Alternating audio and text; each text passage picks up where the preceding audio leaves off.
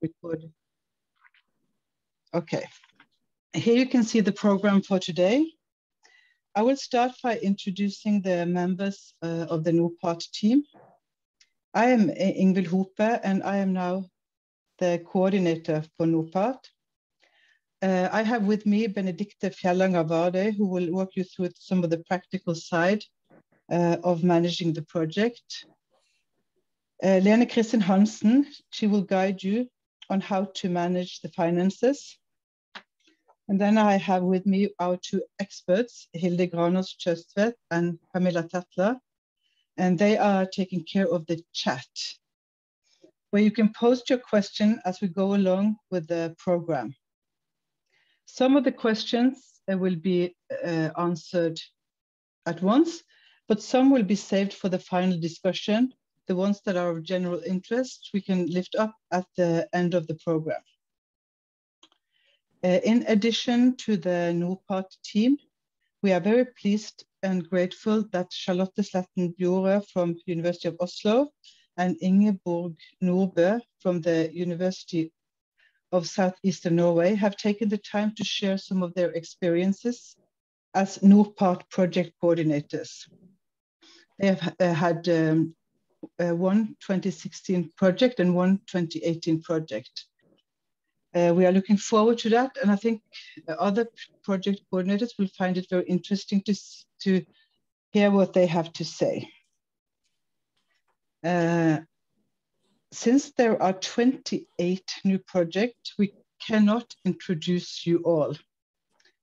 We are planning a larger event in September in Oslo with all the NORPART projects, where we can meet and have more time to get to know each other.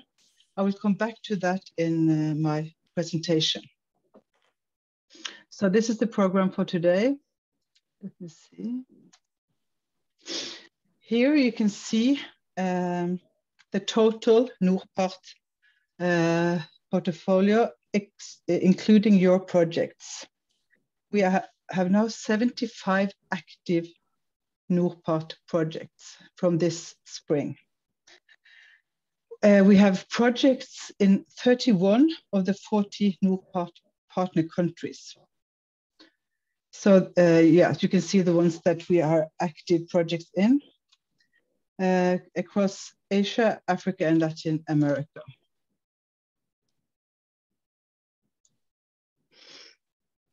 In the NORPART Call for Application 2021, we received 150 eligible applications.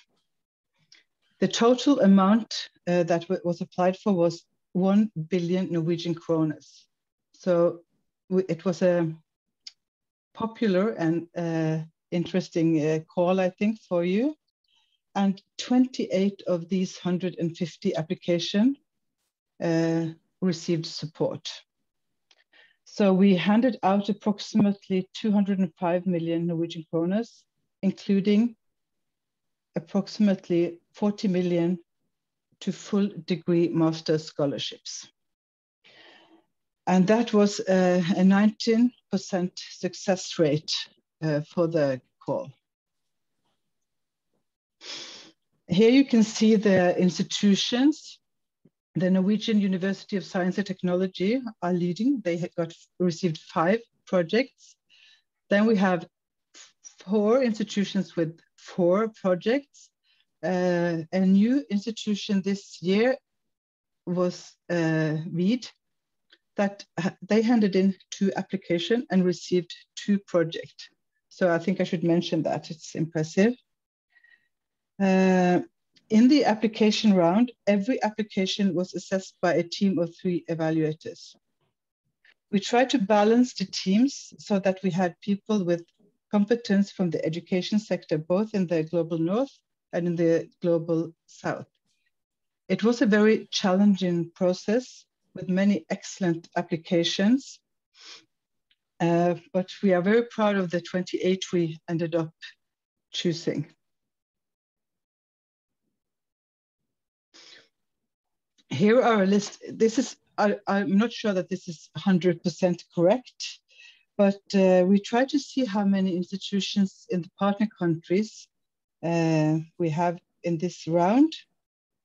And it seems like we have 76 partner institutions. And in this call, there were 4 new countries: South Africa with 4 projects, Egypt, I just have to move you, and DRC Congo and Pakistan. So we are very pleased to have some new countries in our portfolio. I will, of course, send this to you afterwards if you want to look at the numbers.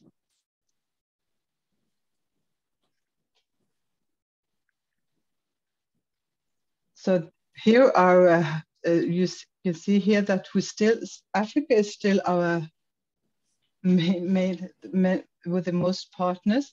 And the quick ones will see that this contains 30 projects, not 28. And that is because some have partners both in Africa and Asia. But then Latin America have 5 projects, Africa 17, and in Asia we have 8 projects. I got to tell how many we have.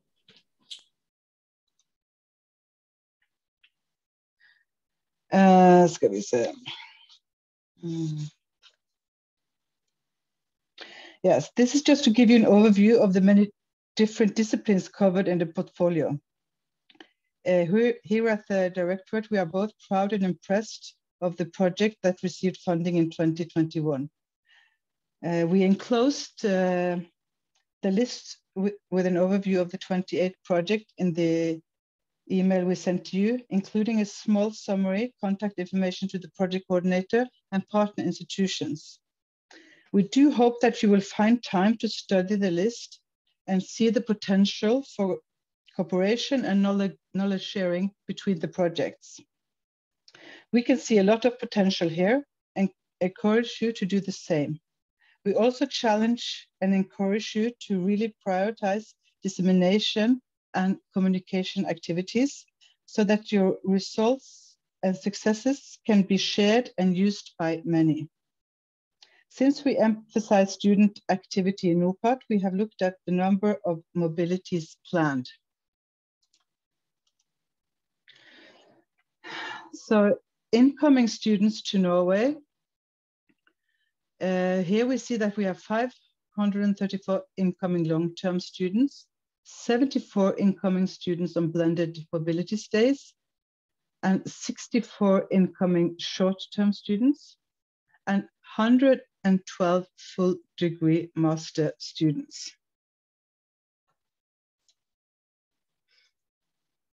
And outgoing students from Norway to our partner institutions, we can see that we have 260 outgoing long-term students, 8 outgoing students on blended mobility stays, and 300 outgoing short-term students.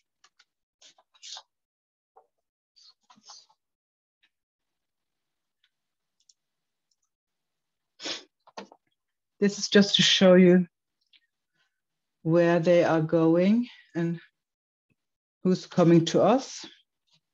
I'm just going to leave this for a little second. You can see I will not comment so much on that.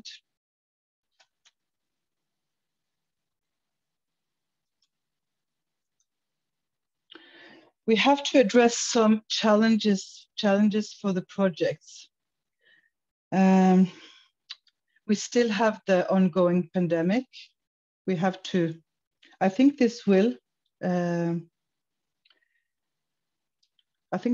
still be a problem for some of the projects,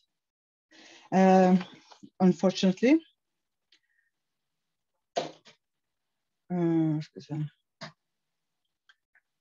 And then we have conflict situations many places in the world. We have the conflict situation in Ethiopia. For NORPART, the conflict in Ethiopia are affecting many of our projects, both in the new portfolio and in the former. Signals we have received from the Norwegian Directorate of Immigration are not reassuring. It seems like there will be no uptake of students from Ethiopia in 2022. A smaller thing is that maybe the traveling will be much more costly. We have seen that flight tickets are more expensive, and maybe we have to rebudget some of the projects to accommodate that. But we still have plans for 2022. We plan to have some project visits. We're going to pick some of the new projects and maybe together with the project coordinators, have a visit and see how they are doing. On the daily basis, we will follow up the projects, advice, support, and communication. So we hope that you will be in contact with us if you need any assistance. We plan a larger NORPART seminar this autumn in Oslo, and we thought we should gather all the 75 projects and maybe split up in different parts, but have some part together so that we will have a larger event from lunch to lunch. So we hope that many of you can attend that. And we are also preparing the 2023 NORPART call for applications. And we would really like input and comments from you on this. I think that would be helpful for us in designing the new call. That's, I think, was what I had. Now we will address all the questions after all the talks. So now I will hand over the screen to my colleague, Benedicte.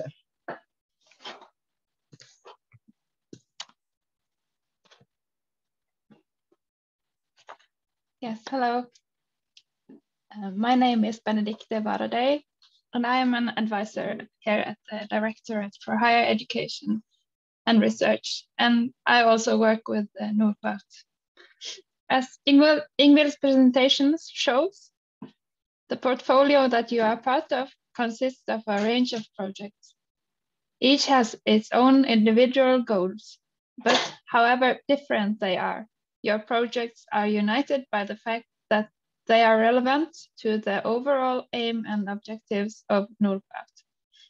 I hope this fact can inspire you. We also hope that NORPART will help you fulfill the objectives of each project while simultaneously fulfilling the objectives of NORPART. When we gather for a physical startup meeting later this year, you will have time for proper discussions with your peers. In this part of the presentation, we will go through background documents and technical infrastructure. The most important documents for your project include the contract, the program document, and the 2021 call for application. But first, I will show you some glimpses of Espresso.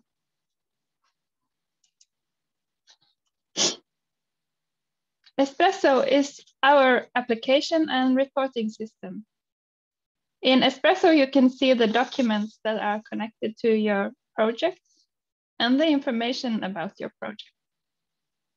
You will use Espresso to submit your annual reports.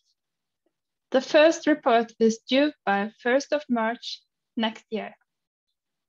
You might also use Espresso before that, for example, to update or check the information that we have registered on your project. You log into Espresso at this address. Under My Projects in the yellow square, you will find the projects that you have access to. When you click on the project number and title in blue, you will see the project overview with details on your project. You will see 3 tabs: Project, Documents, and Access. Under the tab Project, you can update information on the project coordinators.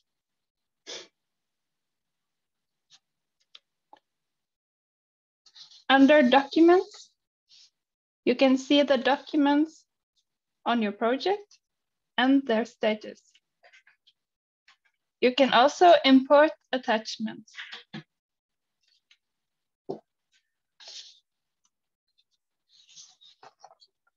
Under access, you can give write or read access to registered users. You may give write access to up to 4 persons and read access to as many as you like.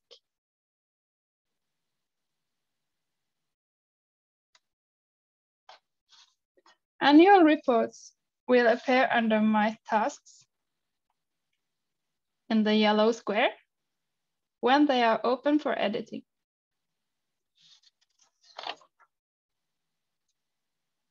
In the annual report, you will report on progress and deviations or changes, revised work plan, risk assessment, student and staff mobility, courses and programs, dissemination activities, and accounts and revised budgets. I will now briefly mention the documents that are relevant for this portfolio. In the program document, you can find background information about NORPART. It can be useful to consult the program documents and particularly the results framework when you submit annual reports. The call for applications describes specific requirements to this NORPART portfolio. This document contains the budget guidelines, which together with the contract outlines how your funds can be spent. Please consult the call for applications when you want to make changes to the program, to the project. For those of you who had NORPART projects before, please note that there might be changes from previous calls. And the contract describes your rights and obligations. Please read it carefully. In the first part of the contract, you find conditions for the NORPART portfolio. In the second part, you find general conditions with rights and obligations for projects funded by the Directorate. Although the budget model for this portfolio is flexible, there are some limitations which can be found in the contract. For example, please note that special conditions apply when funds are transferred from the institution in Norway to a third party, as described in Article 6 in the contract. Many of you wish to transfer parts of the funds to institutions in the south. This is possible. As written in the contract, the institution in Norway must ensure that the recipients of such transfers undertake to provide it with sufficient documentation to comply with its accounting and reporting obligations under the contract. If any parts of the funds transferred to such institutions is lost, misappropriated, or otherwise used for purposes other than the implementation of the project, the institution in Norway will be liable to cover the loss unless it can document that all reasonable steps have been taken to avoid such misuse of the funds. Please also note that the funds for full degree master scholarships are earmarked funds, which should be accounted for separately. Transfers of these funds to other activities is not possible. The project document is part of the contract, which means that the funds that you receive for the project should cover expenses for activities that you describe in the project document. When you handed in your project document, you also wrote an implementation plan. It is normal for this plan to be slightly adjusted during the project period. Please notify us about changes. And please note that you may be subject to controls by the Auditor General at any time, as described in Article 4 in the contract. And the Directorate may carry out random audit checks without prior notice. I will now pass the microphone to Lene Kristin, who will talk more about financial management.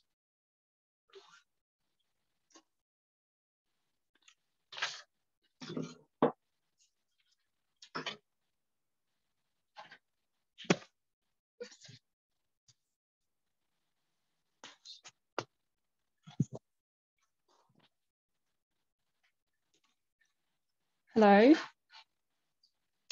Hi. Change the, there we are. Hello, my name is Lena Hansen, and I'm one of the financial advisors here at the Directorate for Higher Education and Skills. I'm just going to take you quick through the financial management kind of framework for this call of NORPART. Some people here might have a NORPART project from a previous call and might have noticed that this budget framework is different from the previous ones. So I'm just going to take you quickly through it. Not going to go into detail, but just give it on the overall sense, and then we'll tell you where you can find more detailed information. So for this budget, there is no limit on the various budget posts, which means that you are free to budget however you feel like. And as we know, you already have a contract for this, but you are you are allowed to transfer funds between the posts if necessary, as long as it doesn't change the overall goal that has been agreed in the contract.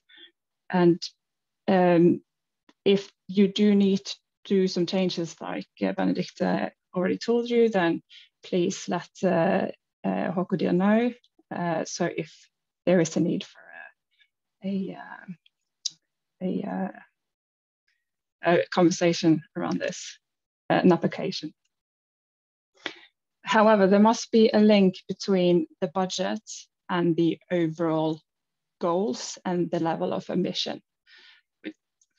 So to kind of give a better example of this is if you have a goal that to create or develop something specific in an area that requires interdisciplinary resources and requires a lot of focused time.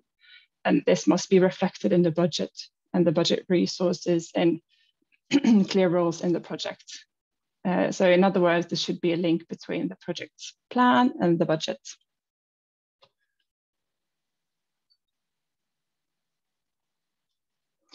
In this budget, there are fewer posts than from the previous calls. And the main ones are direct and indirect costs. And this is here where you can list the resources that we work directly with the project under this post. The total cost here must include both salary and the indirect costs. And it is the role of the resource, is the role the resource will have in the project that shall be listed on the salary costs, and not the actual position or title in one's own institution.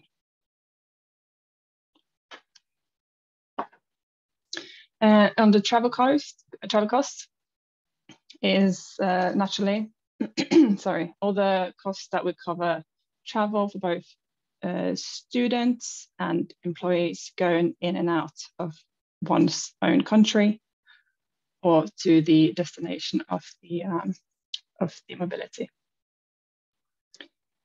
And all costs associated with scholarship must be placed under the scholarship post. And like Benedict already told you, the full scholarship is on a different post.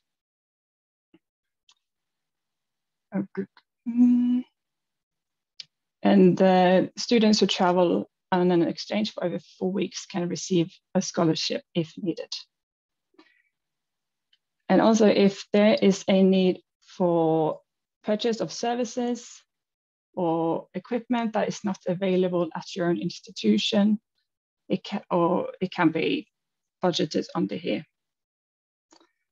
But before buying any equipment or making any agreements regarding services, I would advise you to go into the budget guidelines and have a proper look at the requirements, because there are strict rules, especially when it comes to equipment, on what may be considered an investment, which is not allowed to account for on this project. On the other operating costs, These are all other project costs that doesn't fit under one of the other posts. And this could be, for example, other sources of travel. It could be events, or simply just simply other costs that doesn't fit in anywhere else. What is important here is that under the comments to budget, you give clear and good comments that will allow us to link these costs to activities taking place in the project. Like mentioned earlier, all rules, frameworks, and specification for the budget can be found in the budget guideline. And I would advise everyone to make yourself familiar with this document, so that you know what is required under the different, especially when it comes to costs that are being reported. Talking about reporting, here we have annual reports. And during the project period, you will submit different progress reports. And here, in these reports, you can inform about changes in planned activities and budget. And after the report has been approved, you will be paid an additional 20% of your total allocation. And regardless of reporting, the project must notify the contact person here at HKD in case of suspicion of corruption or misuse of funds at its own institution or the partners' institutions. And this is throughout the whole project period. And the same applies when unforeseen events and hindrance arise for the project. And the final report is submitted at the end of the project period, where the use of funds will be compared with the overall goal achievements and events during the project. After the approved final report, the project will receive the remaining funds or receive an invoice for unused funds that have already been paid out previously. And we'll talk a little bit more about the audits and the control measures. And like already mentioned, project and institutions are under the same financial rules and framework as HKD and can therefore be selected for various inspections and controls, both by us or by the Norwegian Auditor General that can perform independent audits to verify that grants have been used in accordance with the agreement. And to make sure that you have, that if this may also be carried out after the ending of the project, so make sure that you have all the project records available for at least 5 years after the final report has been approved. It's sufficient to have this digital. I have just, before I say thank you for your attention, I'm just going to say that about corruption has already been mentioned, but I was going to mention it again, and that the grant recipient, the institution Norway has the responsibility for any pass of funds, and especially when it comes to the transfer of funds to partners.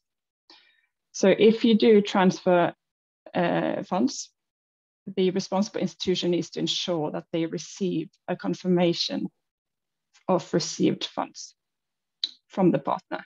And all partners must follow the same regulation and accounting rules and budget framework as the institution Norway.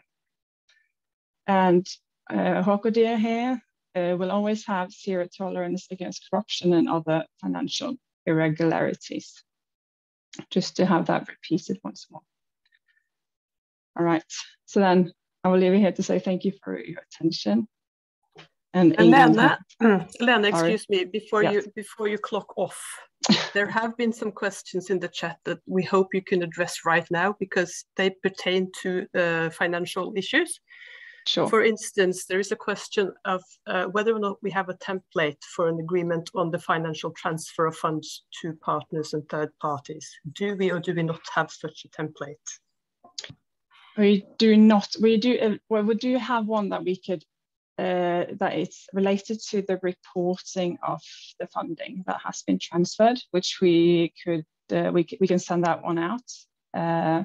We don't have a template for agreements between this, and so that's. But I would advise all the institutions to make your own agreements and kind of just read through the budget guidelines and the requirements, and kind of figure out how you can make an agreement regarding this issue, so that you make sure that you have everything you need in the matter.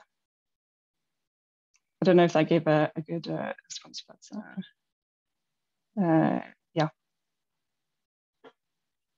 Is there more questions? There are some more questions, but I think this was one that was posed by two different persons in the audience, so I thought we'd just take that now. The other ones we can save until the end of today's seminar, I think. Sure. Right then, back to England.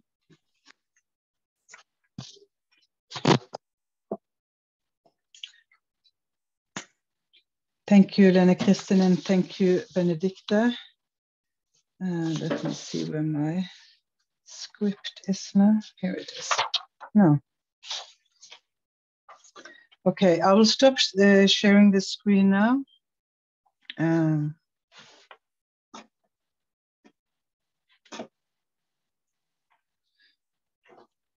And just to mention some things about what Lene Kristin just got a question, this with the template. I would advise you, I think most universities, most of your institutions already have some kind of template or agreement. Maybe contact the international office. They will have experience with this, because in our experience, it's not like one size fits all when it comes to these agreements, and the institutions have made their own adjustments. Okay, now I need to just invite Charlotte. Are you here, Charlotte, with us? I think maybe I have to maybe make you co-host. If you just allow me to share screen, I think that's enough. Yes, let me see. I have a bit of a problem with this little thing here. But I have stopped. Yeah, please, Charlotte, just try to share screen. Have you tried to share your screen? Yes, but I am told that I will disable participant screen sharing. Okay, I will try. Sorry. Okay, let me find Charlotte. I guess I'm not at Sletten, if that helps. Yeah, if it helps. It helps if I could manage to get this little thing there. Maybe I have to call the IT department to manage to move this. I think that would be very embarrassing. Now Benedict is running over here.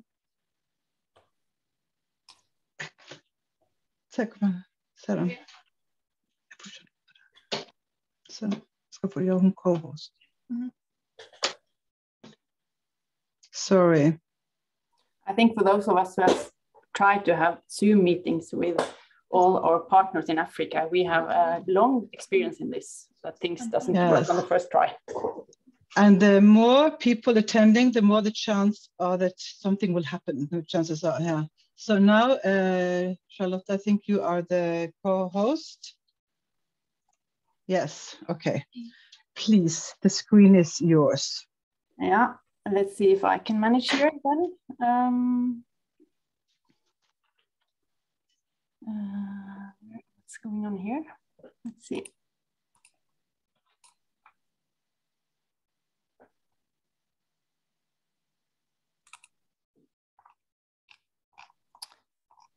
Just a minute, soon there. Do you see my screen? Yes. Yes, so that's me in Ethiopia. We have had two NORPART projects. The first one started in 2017. It was headed by my colleague Brita Stedje, as you see here to the left. And now we have a new project more or less in the same, with the same theme, but we have extended a bit. And one thing we definitely have learned, that if you see the icons here, the Oslo icon is very boring compared to our partners. So I wish we could do something about that. But anyway, as I said, this is our first partners were for countries, Ethiopia, Uganda, Kenya, and Zimbabwe. In this second round, it looks like we have doubled, but that's not the case in a way, because what we have done is we've added 2 more countries, Tanzania and South Africa. But then in addition, we have added 2 more institutions in already with countries we already had collaboration with, like the National Museum of Kenya and the Herbarium of Zimbabwe. These were kind of partners already, but now we formalized this. It has been a great advantage to have several partners because, as already been mentioned, there have been some instabilities, and then we could change our activities when, like we are not doing much field work in Ethiopia, particularly not in Tigray these days. So we could move our activities according to the current situation. Just some few words about our history. It did start long before NORPART 1. These are some photos from the olden days, golden days. We also like to think of it as. We have had collaboration since the 70s at my institution with several countries in Africa. And what's nice now with this new project is that all these, as you see to the left on the screen now from Chimanimani, that's Professor Shaki Kativo and Clemens Imudzi, they are now very close to retirement age. So it's so nice now to have this project with a new generation and that's taking over so that we can continue a very good collaboration. I mean, also having partners long time back means that we know each other. Our African partners, they know how it is to come to Norway in January. When you come from Dar es Salaam in January, that can be a tough experience. And so they know what they're sending their students for. And that is very helpful to have this experience. So I'll say some word about what we've done when it comes to mobility. We have 2 main mobilities. When it comes to going south, we have most short time, and from south to north, we have most long term. When it comes to coming from the south, going to the north, we don't wish to have short term because it's so much work for each event, travel or exchange. We could have shorter, but that would be second visits when the students know. But we wish only to have long term from south to north. We wish to have long term from north to south, but I'll come back to why that hasn't worked. When it comes to mobility global north to global south, we planned originally in our first project to have long term. Our partners made nice overview of relevant courses and activities to offer our students from Oslo. But suddenly the institute in Oslo at the university, they changed their whole way of arranging courses. They had been short courses that started and ended within 2 months and changed it to full semester, which made it very difficult because then you had, it was so many courses that the Norwegian student had to take in Oslo that there were no time for exchange. So that was, we were very disappointed about that, but that was kind of out of our range to do anything with it. The nice thing about being a botanist, we can do field work, and that is a golden way of collaborating. So we have had a lot of joint fieldworks during these years. In several rounds, the golden or the best way, like you see here from Atopos, here you have both a Norwegian and a Zimbabwean PhD, and you have 2 Norwegian students and 2 Zimbabwean students. Our experience is that the most fruitful collaborations are when we have both seniors and students from North and South on the same project. Either that you do a bigger study together, or you make sub-projects within the same topic. That has been a great success in our case. Then we have also exchange from global North to global South. That has been a bit more short term. One mistake we did in the first round here was that we have a course in plant systematics. We normally have between 5 and 7 students, and we got a shock when we arranged it through NORPART and had a field course in Kenya, because suddenly we had 19 students. We had no idea that we would get so many. So then we learned that we had to put up a restricted number for the next round, because we can't, according to our budget, we had put up 8, and we thought that was more than enough, and suddenly we had 19. So we had to do something with the budget there.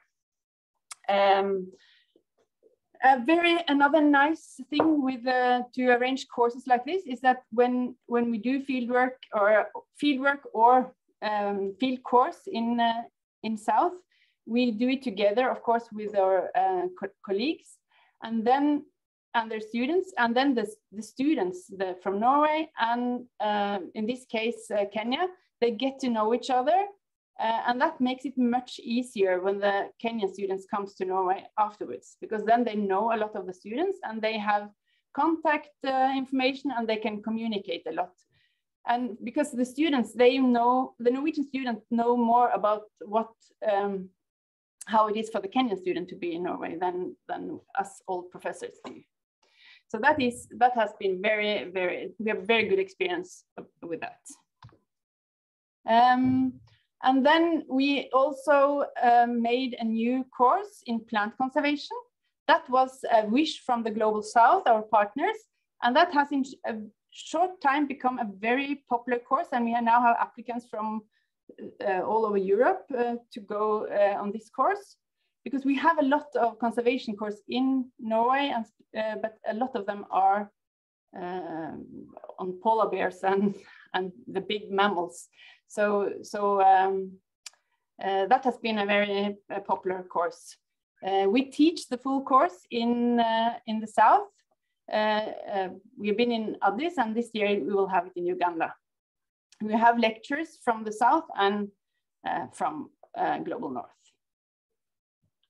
And we have a focus on a very strong global focus. When it comes to global mobility from South to North, as I said, we have only long term. And in Oslo, the students can work with the scientific collections. They can do lab work and take courses. Our experience so far is that most students want to do molecular lab work. We have, when we started, we sent out information about which courses that's relevant, so that our partners in the South can have a look, and then just for inspiration, they have the access to the full program, of course, but we have picked out just to make it a bit easier to find out what we can offer. And then we also have a platform that we put all, we use Teams so that we can exchange all the information we have. In our program, we had that master students. In the beginning, we had 3 months. We realized very quickly that that was too short, so we extended it to 4 months, and the PhD students to 6 months. It would be nice for them to be even longer, but to be able to have a decent number of exchange events, then this is what we have now. What we have learned through our project is that we have started to hire a student from Oslo to assist with practicalities. And that comes to really just take them, meet them at the airport. We often do that ourselves as well, and help out with housing, how to do all the things at the student house.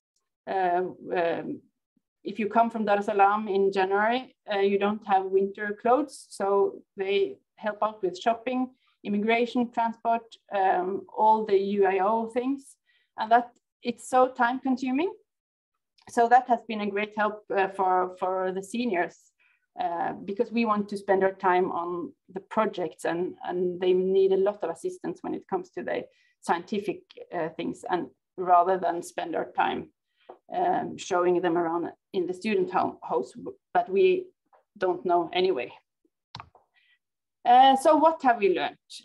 Except for taking care in botanical expeditions, we have learned quite a lot during our first period. Of course, we got something extra, as you all are aware of. We used to be good in planning. We had plan A and B, but now we have learned that you need a lot more. So I hope for all of you that there will not be too many more pandemics in this next period. What we started off, we had a meeting quite early in the first round, arranged by the international department at University of Oslo, that put up a lot of deadlines and things. So we learned quite quickly to make an annual schedule, because a lot of things are repeated, and it's so easy to forget some of these small things, and it makes a lot of trouble. So we have a lot of lists and checking off each semester. That has been very helpful and has saved us from a lot of extra work. As I already mentioned, the most successful projects we have had is when we have true collaboration, because then we have involvement both from south and north. In the beginning, we were we allowed a very large variety of projects. We are more restricting now, because we see what the closer the student projects are to our expertise fields, then the better we can supervise. And if the projects, of course, some of the students comes here only for coursework, and that's fine. But if they also have research projects, then we need to prepare it very well before they're coming, and then it's easier if it's very close to our own research fields. So one of the advice I can give is to enjoy this course. The first time this program, the first time we had students in a field course, when we came back from Kenya, I was just so happy, because this way the students behaved and interacted, I thought, if this is the future, we have nothing to fear. I'm so impressed by our partners in the south and our students here in Oslo. It's really been a pleasure working with them. And as I said, of course, please try to avoid the pandemic. We have also learned that a lot can be done on Zoom, but physical meetings are very, very important. To develop good projects, you need time, and you also need the time. I mean, like when you sit with a dinner table, then you can get ideas for new projects around the fire during field work. A lot of ideas comes, and that is what makes it fun to do this.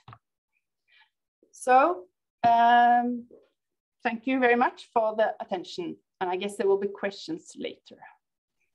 And this is how it looks when you've traveled half the globe. and found the flower you've been waiting for or looking for. It's such a nice experience. Thank you so much, Charlotte. That was, yeah, I would also like to go and find that flower. So yeah, that's the great thing about being botanist. There's always spring somewhere on. You have to have a partner where there's spring. Okay, but I think we will wait for the questions until Ingeborg has had her talk. Then we'll have some questions just for the two projects, and then we will open the floor for more general questions after that part. So Ingeborg, I think we have made you co-host, that you can be able to share. The screen is yours. Yeah, I hope everything will work just nicely. So I try to share my screen now. It's okay? Tip top. Okay. Thanks for the invitation, Ingvild, to present some experiences on what we have done and not done to make fruitful cooperations. A little bit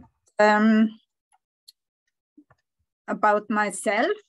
As Ingvild said, I'm an associate professor at the University of Southeast Norway.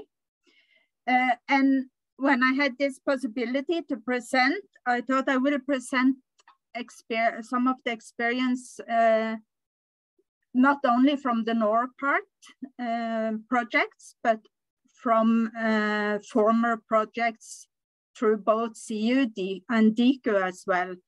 And I have worked with CU projects since 2008, when I was thrown into a cooperation with Kyrgyzstan.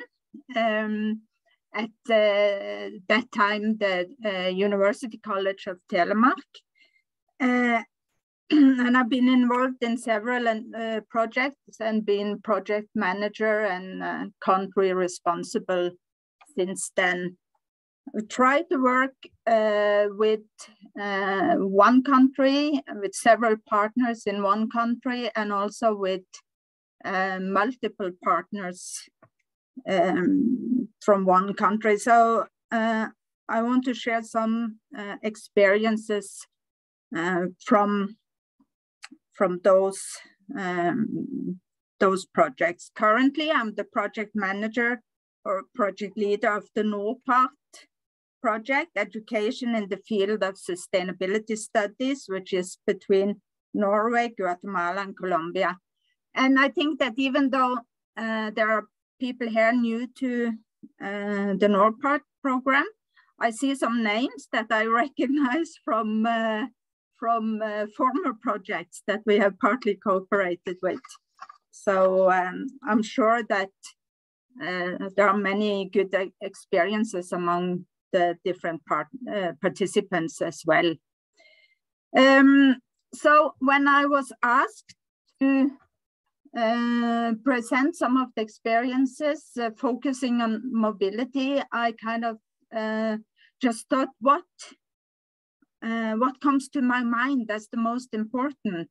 And that is what I have put down. I'm sure I will forget some, and there are other important things, but the ones that came to my mind, the first and foremost, I've divided into some general experiences and then regarding the mobility. So generally speaking, my experience is that it's very important early on to make some overall guidelines for the corporations. And I used to start with going through guidelines from CU, Diku, HKD related to transparency, zero tolerance for corruptions, and all those things, just to set that clear at the beginning of the cooperation, where are we at? And that is based on some experience as well, that yeah, it's important that we we set those ethical standards for the project early on.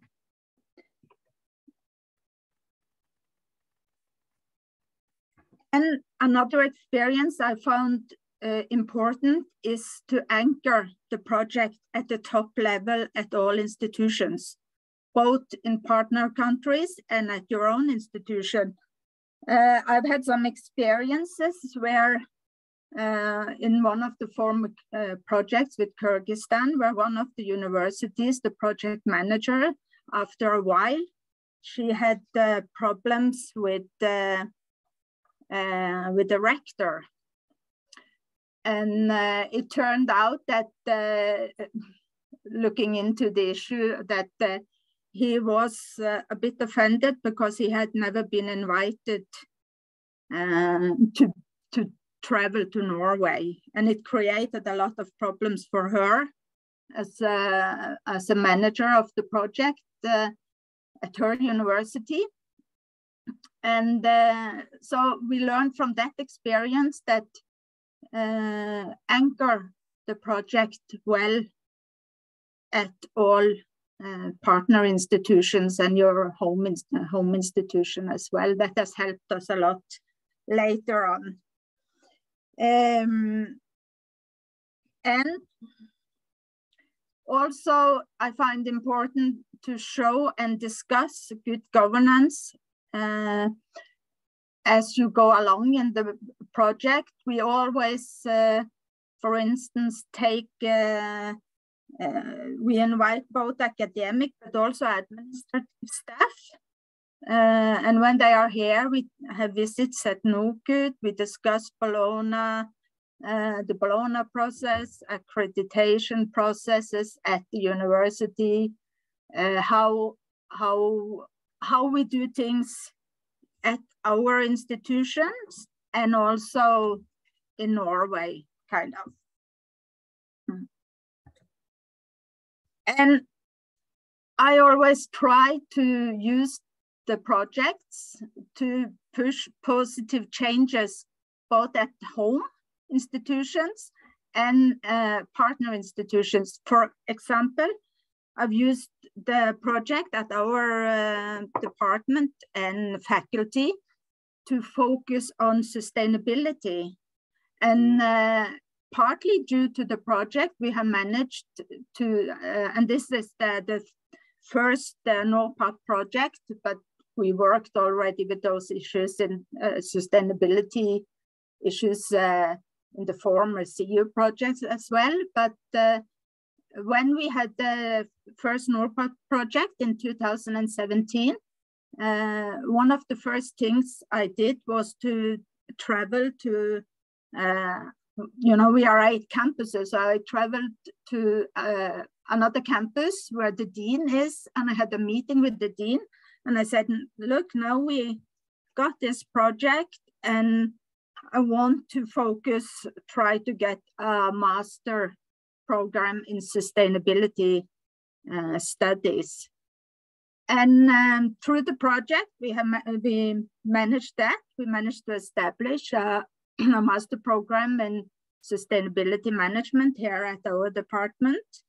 We have used the project to also push the establishment of a center for sustainability transition.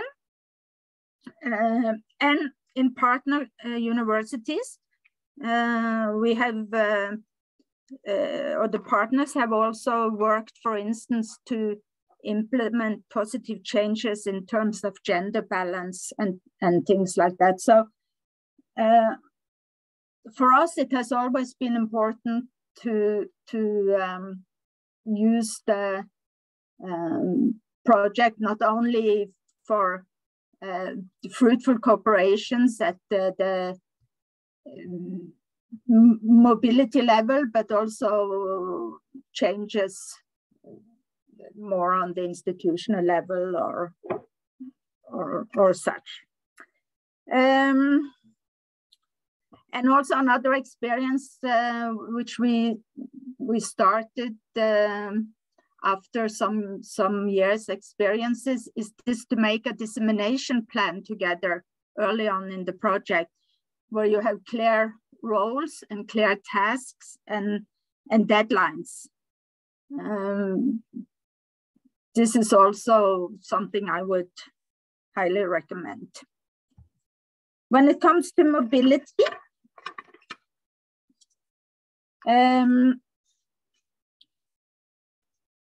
also it's important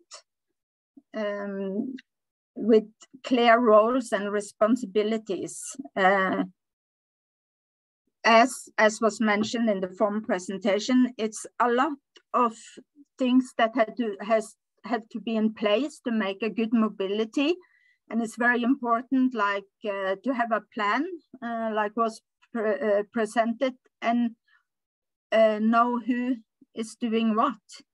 So who does what at the partner institutions, you know who to contact in case of issues, who does what at the home institution. And we have at the university created a sort of system with what are the tasks of the international office, what are the tasks of the studentsamskipnaden, who does what. And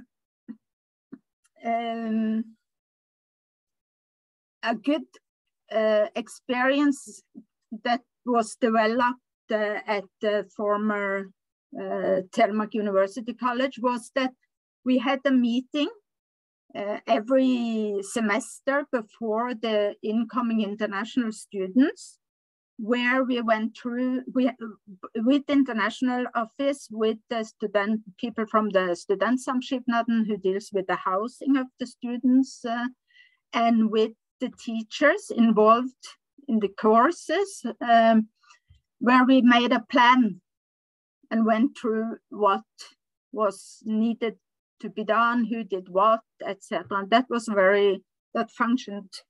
has functioned very well.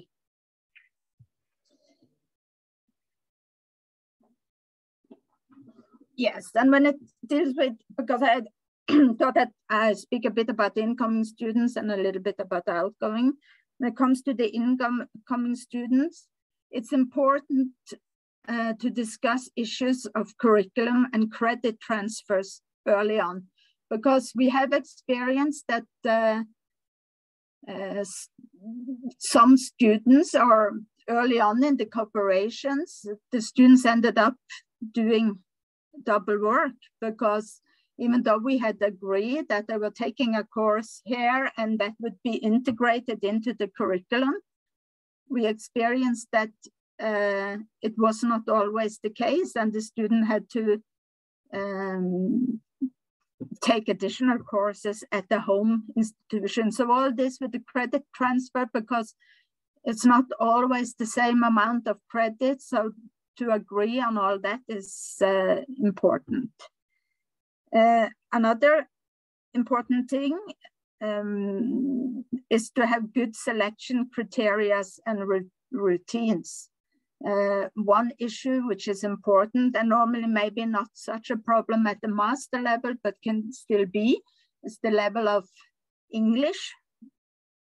Is important. At least we had this experience early on, that we had some students that came, but that was not in the NORPART project, but the informal CU project, when we were not so experienced in the field, that the level of English was not sufficient for them to really have a full outcome of some of the classes. So that made us change our admission routines to that the students would have at least a TOEFL test or equivalent. And also it's important, we had also early on some experiences related to who are the students who are selected. Is the student selection fair? that is not a familiar of a family member of someone, for instance. So we have developed very good selection criteria together with our partners that we have used for a long time, and that works very well. And when it comes to the sea here, it's important to put a bit effort in the beginning to make sure they settle well. For instance, like was said, not necessarily receive them at the airport, but make sure that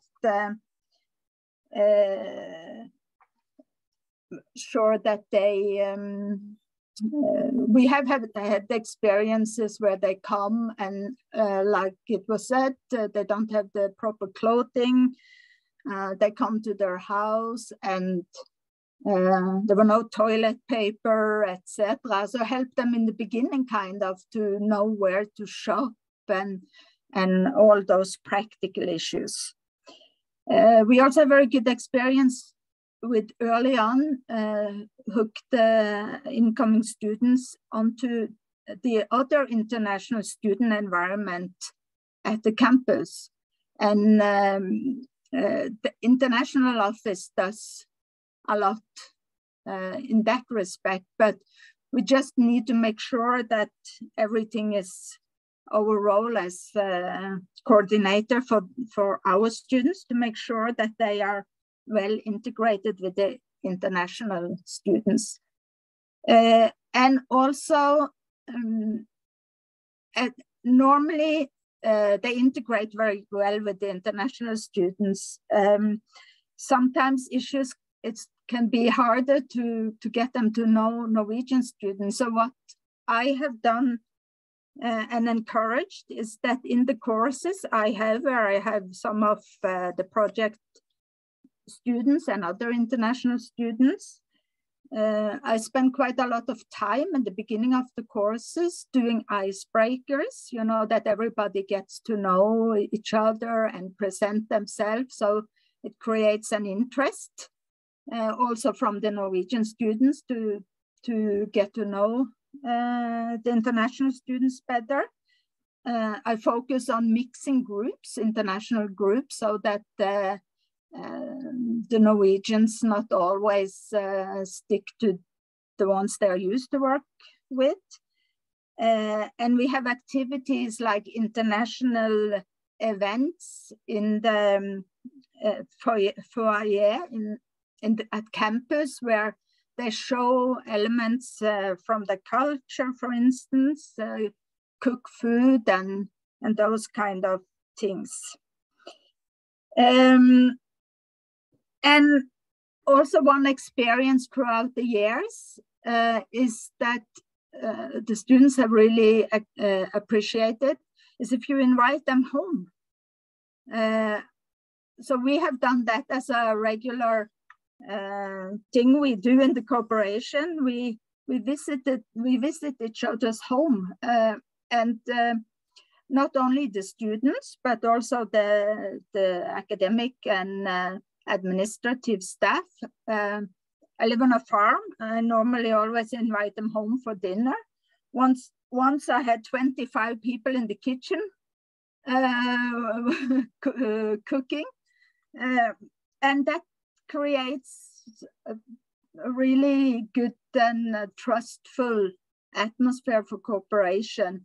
And we have had evaluations from the students, like what have you learned the most from your exchange, etc. And they have highlighted this with being, because when they are students, they don't really visit Norwegians' home necessarily, and they have highlighted this to be able to see how we live in Norway, kind of as something that they found very useful.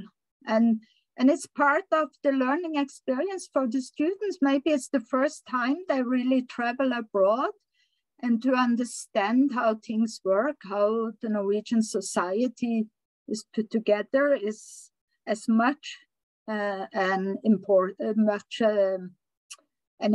experience as the academic experience in itself. So lastly, but not the least, also when it comes to outgoing students,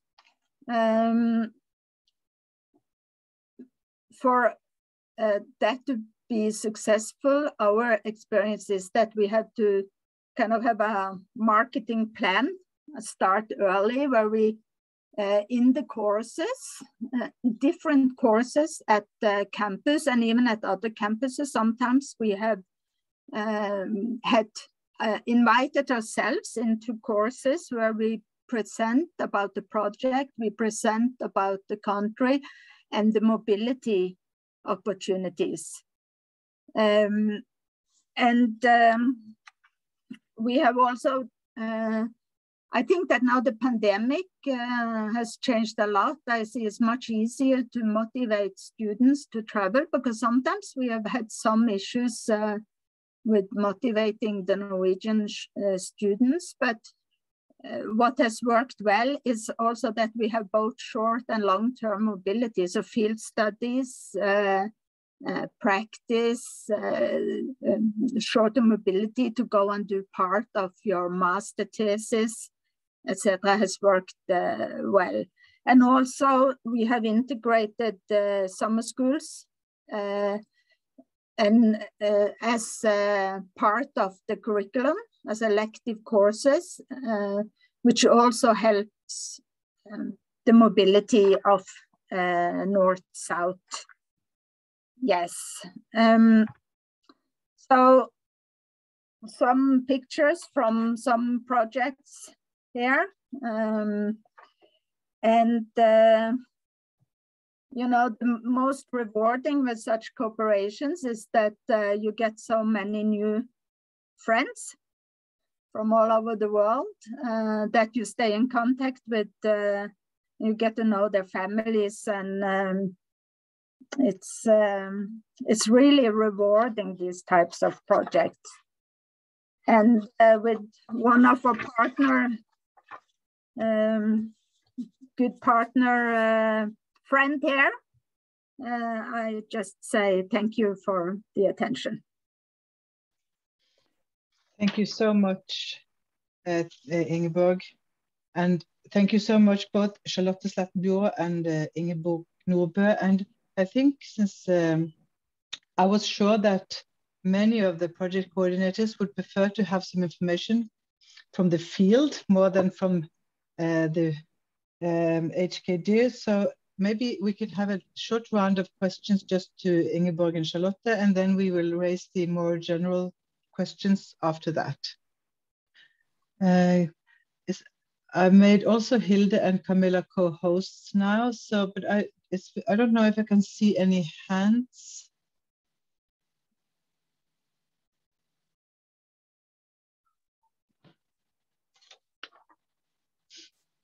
Can I just ask a general question then to both of you? Have you changed? I see there's after. Have you changed the changes you made from the first to the second round? Could you explain a little bit? Did you feel that you fulfilled the objectives in the first round and could move on, or was it another topic, or how was this change from the first and second round? I can start maybe. The change from in the first NORPART project, we were only cooperating with one university in Guatemala,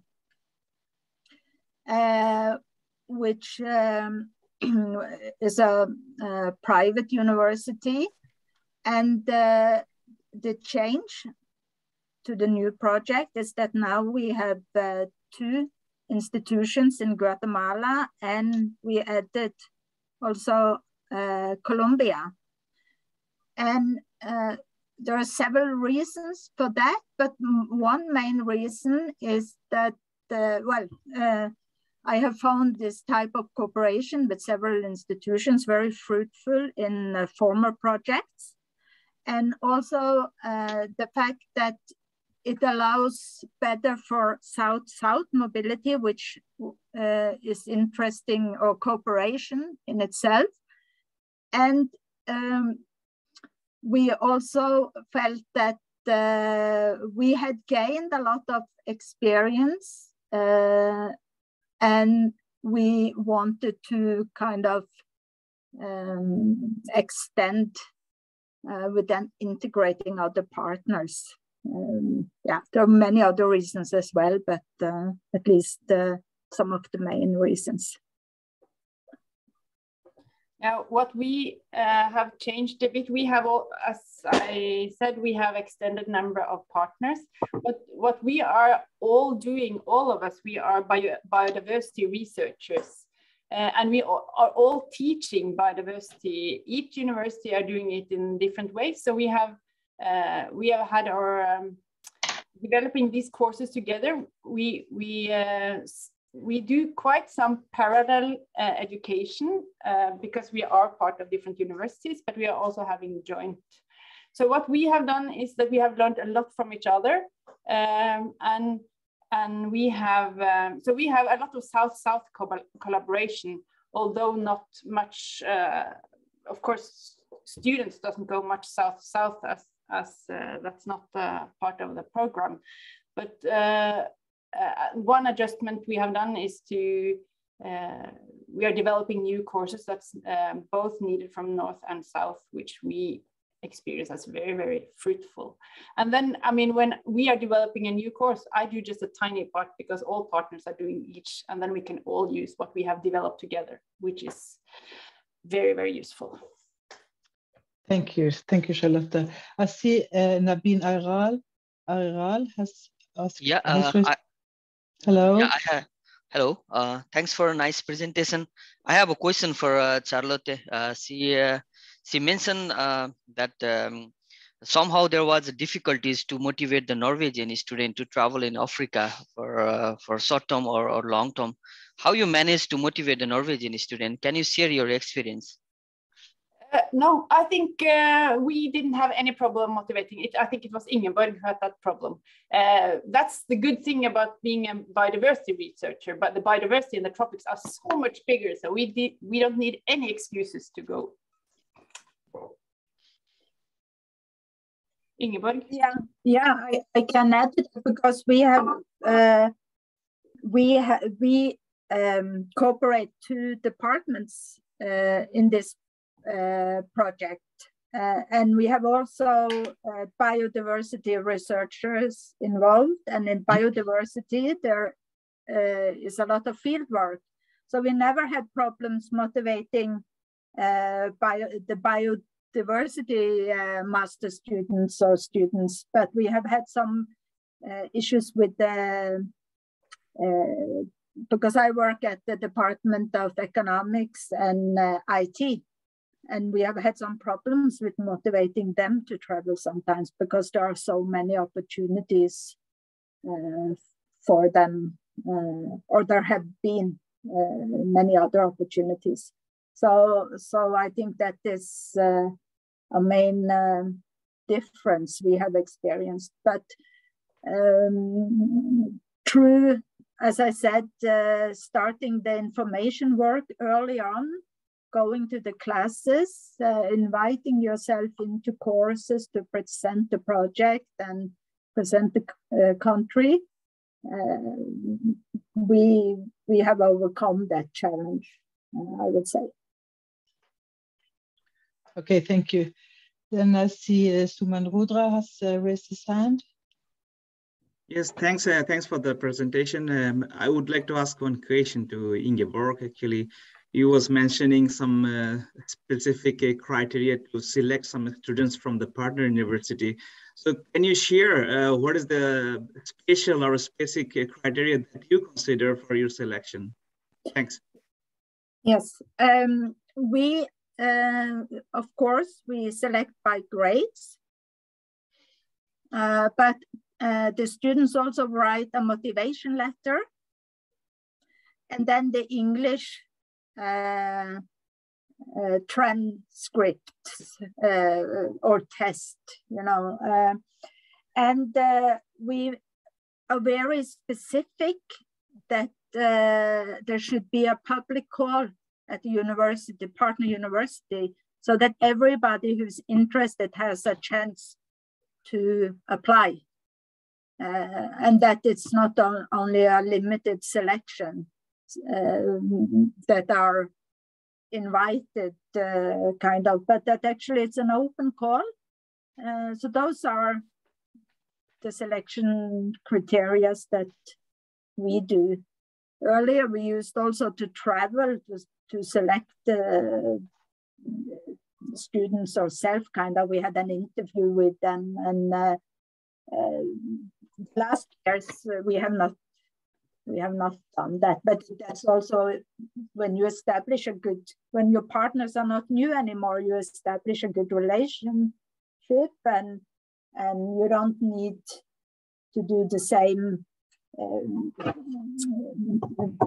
You can change your procedure, so to speak, you know. So yes. Okay, thank you. Then I see we have 2 more raised hands for this round. I think after those 2, we will open the floor for the general questions from the chat. First, I see that Violetta from BEAD has raised his hand. Yeah, thank you for the nice presentation, and it's a great experience to get from you. I have a question regarding both of the presenters say that they have increased their partner from the first round to the second one. And how did you manage the budget? Because I think NORPART budget is almost limited. So, and the partners are more engaged to share more cakes. So can you share us an experience? Thank you. Yes, I mean, we have raised our number of partners, but in the first round, we had very good experience with the collaboration. We had annual meetings where we each year discussed who is getting, I mean, we made a draft in the beginning, of course, how many students approximately from each institutions. But then my experience was that our partners were very generous when they saw that that Kenya wanted to have an extra PhD. Zimbabwe said, that's fine, we have other projects now. And we always had a roundtable meeting and we're discussing this. And I think to supervise these students also takes a lot of time. So we were quite happy having a not too high number in each country. So I think, yeah. And now adding new partners, we kind of have the same. We have almost equal number of students for everyone, and then we take it year by year, because things happen like now. Ethiopia, that's one of our partners, cannot send any students, unfortunately. So we have to, then others are taking over these students, but then maybe Ethiopia can have later. So we try our best, and so far we had no problems. Yeah, it is, as you say, limited budget, so it's a puzzle to have more partners. But I think we, all of us, see the benefits of being several partners. And we are very generous with our time. We work a lot for free and put most of the money into mobility.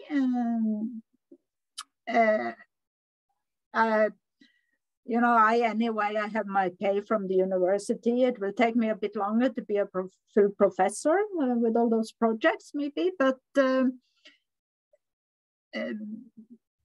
also, there is a bit more coordination with several partners, but as was said, also you can share some of the tasks.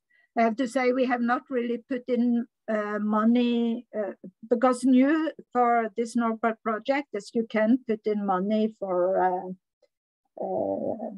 academic staff, and we have not really done that. We have focused on spending the money on mobility. And then we have experienced also how we can make the mobility as economically as possible, to have more students being able to participate, so that when Norwegian students travel to, we have experience with how to do that economically, and also with the South-South. So we try to find solution, because we think the benefits of more partner is worth it, kind of. Thank you, Ingeborg. Then I give the word to Timina Mustafa, and then we open the floor for general questions afterwards. Please, Timina. Thank you. And thank you for sharing your experiences. Regarding the selection criteria and the requirement of English language proficiency test, for the short-term mobilities, for example, if you are mobilizing students for just like 2, 3, 4 weeks period to take part in some courses or etc. So, you know, these proficiency tests, they cost a lot. And did you have that criteria also for these very short-term mobilities as well, or did you just restrict that criteria for longer mobility, like full degree programs? I just wanted to have your opinion on that. Now, we have mostly applied that for the longer mobility, one semester mobility, and not the short term mobility. But we make sure to talk with the students on the shorter mobility.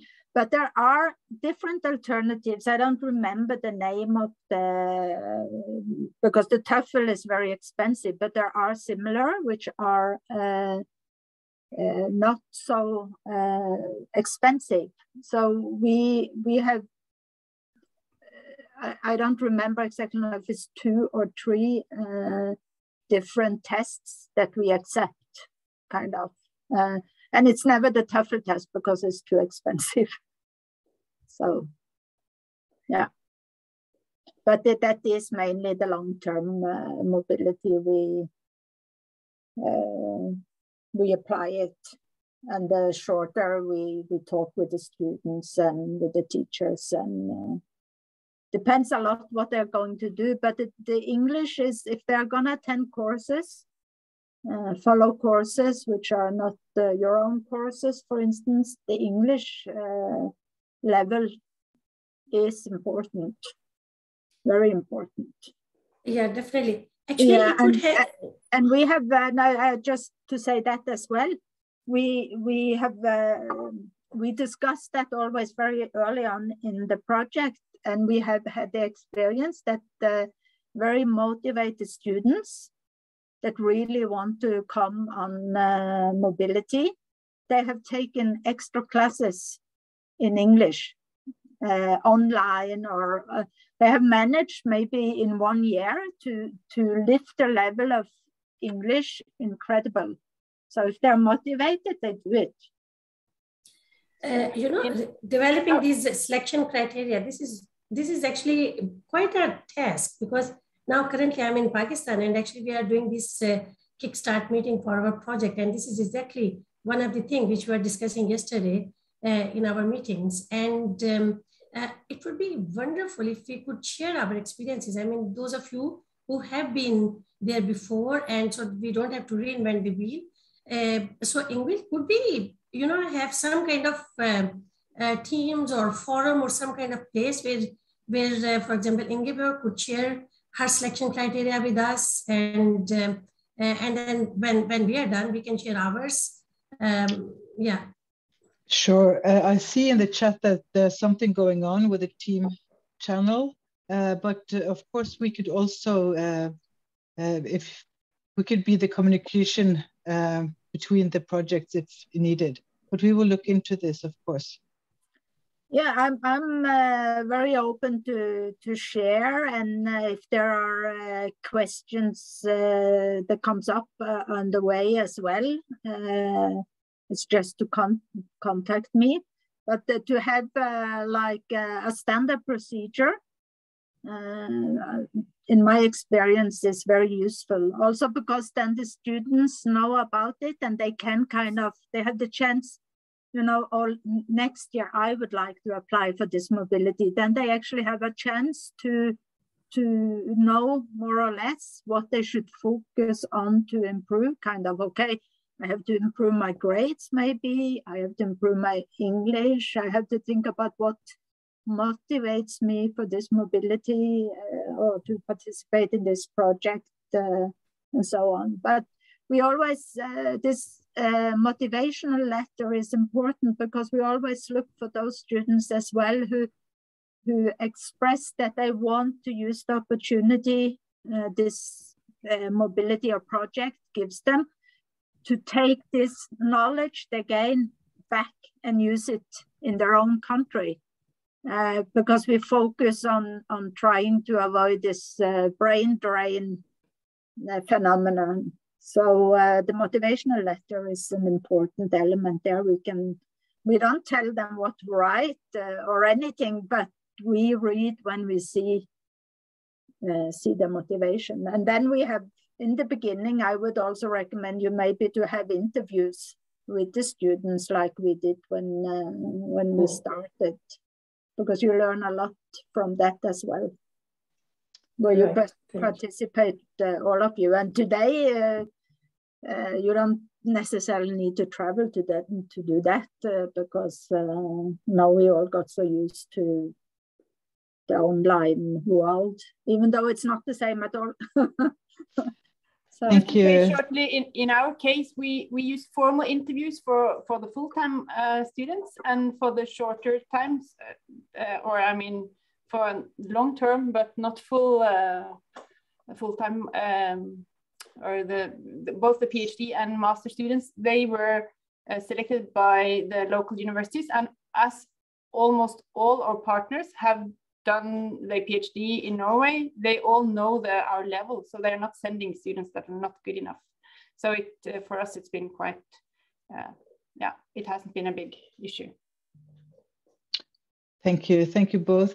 Now I will give the word to Hilde Granås-Jøstved and Camilla Krebs-Tettler. They have been looking into the chat, and I see my colleague Lene Christensen. I see that maybe the finance questions are the first ones that you want to raise. Please, Hilde. Yes, thank you, Ingvild.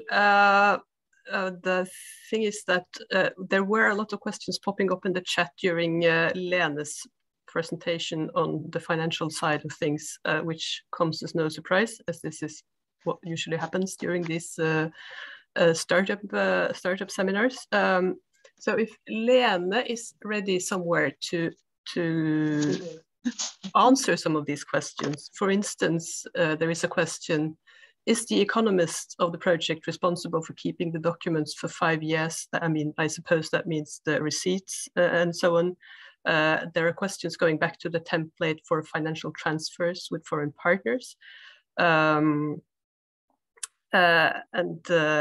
also a general call for some sort of guidelines from the Norwegian Directorate of Higher Education and Skills for these guidelines. Now, of course, it's great that you have created a Teams channel already to share experiences and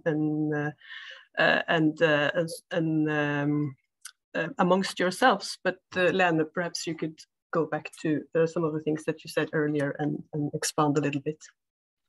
Yes, sorry, certainly I could try. So the main thing is that the reason why we don't have any template for this sorts of transfer agreements, if you like, is because it's very difficult to make one that fits all the projects.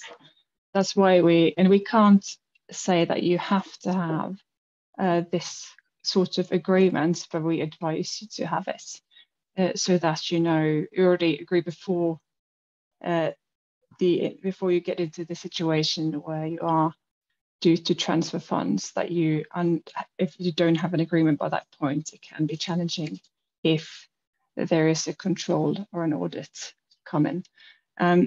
So that's why we do advise you to create an agreement. So before you transfer any funds, look into how you can get a confirmation from your partners that they have received the funds. It could either be by some kind of document that is signed by someone with the legal status or someone with the authority to do so. But also you can make, like we talked about, some kind of agreement that states how much funds that will be transferred and the purpose of the transfer, what the funds are meant to be spent on. And also, if you have that agreement, you must, when be able to report this back on what's what the funds have been spent towards. So there's a lot of things that we advise you to look at before. If the grant recipients, the institution here in Norway, should be the one who does the bookings, or if you are asked to do a transfer. And understand these are the technical and it's an area with a lot of different ways of doing this. That's why we don't have any template, but we of course will try and give our best advice from shared experience with other projects. Don't know if that answered all of if there were anything else. I'm sure people will ask if they have more questions, Lene. Now we have a question from Memory Tembo. Can you please unmute yourself? Yeah. Yeah, thanks for explaining about the transfer. I was just also interested in, I think one of the questions that was raised in the chat, and this is about, I think one of the things that we are used to as in Norwegian universities is that when you're going for a meeting, you are paying by yourself and you're using your credit card, and it's no fuss, we come and reclaim the money after that. I think we're used to that, but we know that our South partners most of the times are not used to that. And they're actually used to a system where they get some money and then they can buy themselves food and everything, and they don't have to be giving back receipts. How strict is HOKODIR with that? That when you're auditing, do you want to see, for example, is it okay to just give per diems upfront so that people have the money when they're coming, or is it still expected that they're producing every receipt for everything that they have done? And then another question, I also wanted to say that I just saw here that a study permit has now increased to 5,900 in Norway. And I am just remembering now that that is not something that we have budgeted for. So there are, I think, several other things that might come up and we have not budgeted for. Is it okay to be flexible? Maybe you have said about moving money, maybe from something to another. But I'm thinking now that if you don't have so much room in the budget, and maybe the only way to do it is to reduce the mobility, is that okay? For example, let's say you had 5 students that were supposed to come to Norway for a year and you reduce them to 4. And I'm also saying this because I think earlier you said that there is now a very high increase in the cost of living. When we were budgeting when we were preparing our budget, what we were thinking we would use for flights has almost doubled now. So how can we be flexible to try to manage this with the money that we have received? Thank you. Okay, thank you, Memory. Those are excellent questions. Lene, would you answer the questions regarding auditing first, and then somebody else in the team can get back to questions regarding flexibility with regards to increased costs for visa and travel? Yes. And thank you for your question. I think that's 2 very good questions. To answer your first question, is the short answer is yes, you could. It's fine to just report this as per diem. So as long as you have, if it's an audit, you kind of have to show that if you say that you've traveled to your partner institution's country for some kind of activity, then the only thing you have to kind of be able to show is that you've been there. So you've traveled there and you've had these activities, and then it's fine to they will just count that as per diem. That's the daily allowance in that specific country. So you follow the country's own daily allowance, or the Norwegian state's daily allowance kind of overview of certain countries. So that's fine. You don't need receipts for meals and short travels and stuff like that. So it's only so the daily allowance is more than good enough. Yes, maybe yes. Maybe Hilde, you can try and answer the second question. I certainly can, because of course reality changes as we move along, and what happens during a project's lifetime is very difficult to control. So in case of changes that arise due to increased flight prices or the unfortunate increase in the visa application fee by our dear colleagues in the immigration authorities, please contact us and we will work something out. I don't want to give any sort of general answer. We deal with this on a project by project basis. I have a comment on that. Ingeborg, is that you? Yeah, yes, sure. That's me. Go ahead. Yeah, just memory. My experience is that a project is dynamic. Things always happen that you cannot manage the plan for 5 years anyway. And my experience with CU and Diku is that they are very flexible and easy to discuss changes that happen along with, and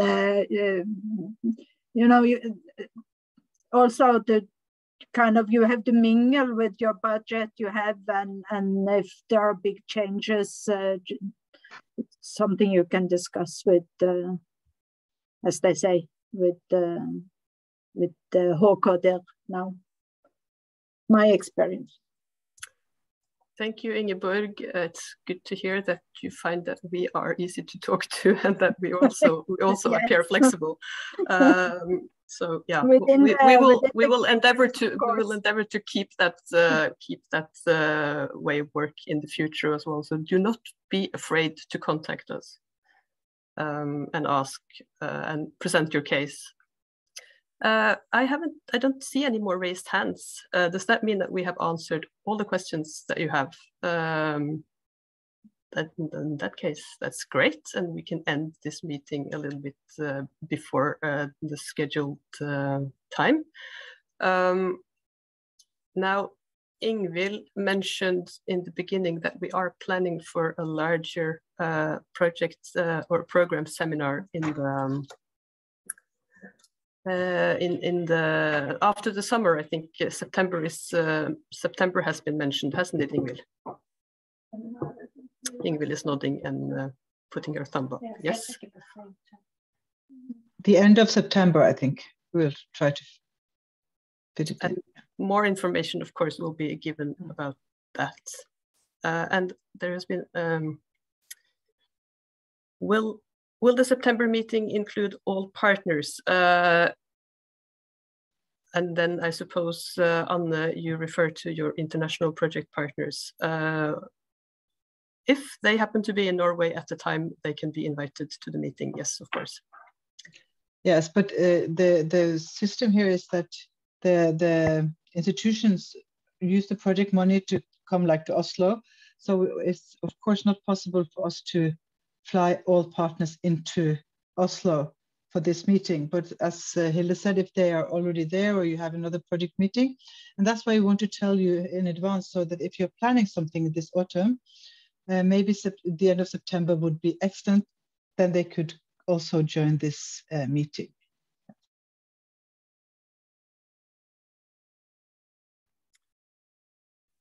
And of course, we will share more information about that meeting, about the seminar later on.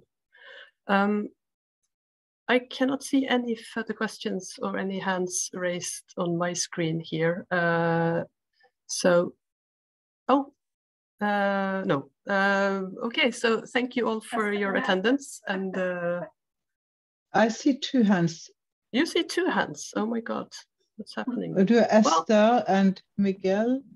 Okay, there are too many people on my screen, so I can't keep track of them. I think I get them up here since I'm the host. Oh, yeah. So I think it was Miguel Uteras first, and then Esther Melan. Miguel. Okay. Please. Good morning to all of you. It's not my proper voice, but I'm being sick at least in the last, so I'm a little bit affected by hosting all the time, coughing all the time. So my question is that when you mentioned this possibility to a meeting of the end of September, it could be very good for us because we are going to work with our partners about more specifically about the work plan of the year on short time. So it will be good to have this information from you in a good time so we can see if it's possible, and could be good that you send anyway, because this is a discussion in the group, but you could send to all of us a kind of not request, but a possibility if we are going to do something at that time. Could be interesting to see that you are planning something that could be interesting for our partners. So good if we could work together on this. Of course, excellent. I think we should do that. Esther Melan. Yes, thank you. It's a minor detail actually.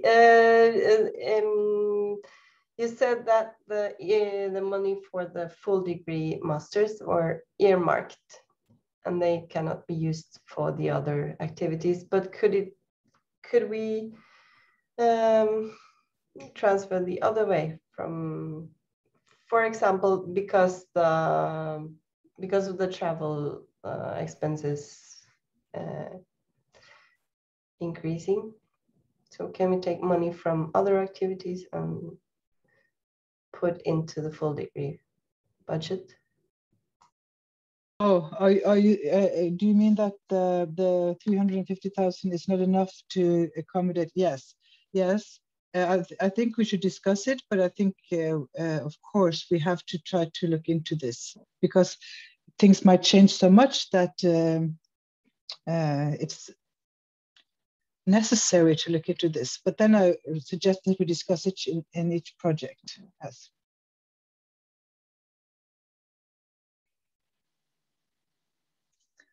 Okay, no more hands, no more questions from the chat, Hilda?